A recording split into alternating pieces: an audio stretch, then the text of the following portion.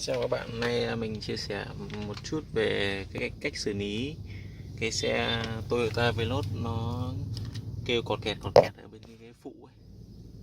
Đó. Thì để mà xử lý cái tiếng cọt kẹt này thì cái nguyên nhân ấy là nó do hai cái lẫy ở hai bên này. Đó, hai cái lẫy nhỏ nhỏ này.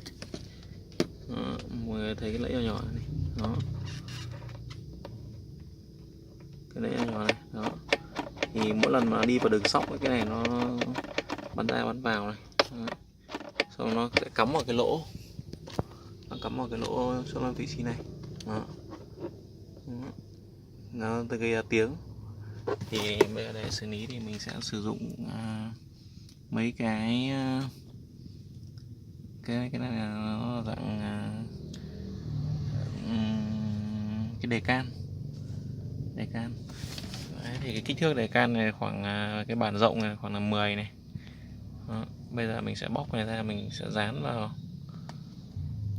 vào cái vị trí của cái nỗ ấy. Để là nếu như trường hợp mà nó có trong khi mà đi vào đường xấu ấy, nó có kêu ấy, thì nó sẽ không bị cọt kẹt nhiều. Đó. Thì bây giờ mình sẽ cho cái này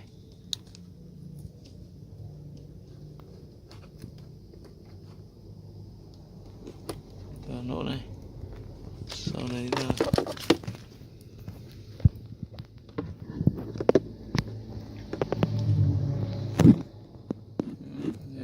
bây giờ mình dán vào cái lỗ này.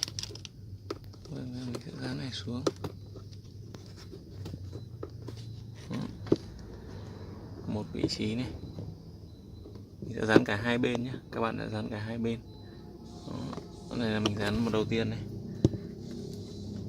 Cái thứ hai là mình sẽ dán từ cái này thì các bạn dùng cái loại đề can nào nó dày một chút. Đấy, hoặc là không ấy thì mình có thể dùng băng dính điện cũng được. Đấy, cái thứ hai là mình sẽ lại đút tiếp cái cạnh này vào trong cái lỗ này. Đó, xong mình sẽ dán này vào đây. Cái thứ hai.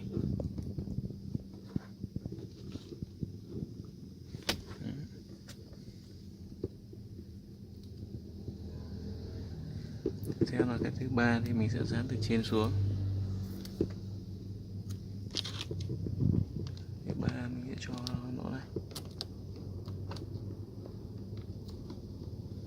theo chiều trên xuống.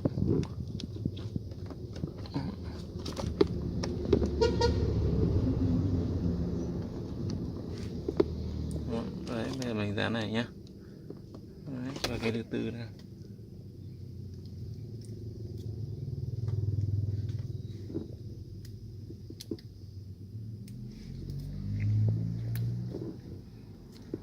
Cái thứ tư là mình cũng sẽ đút vào đây. Đấy. Mình sẽ dán nó sang theo chiều lên thế này.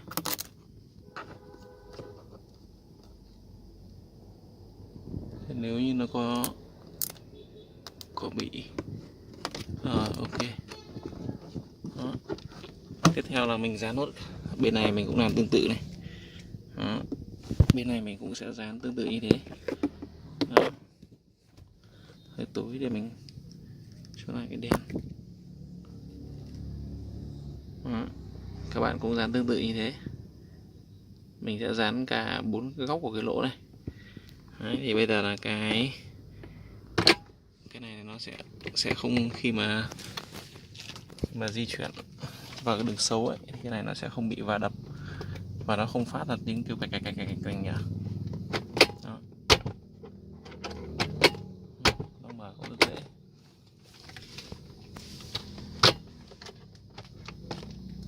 Ok, chúc các bạn thành công. Cảm ơn các bạn.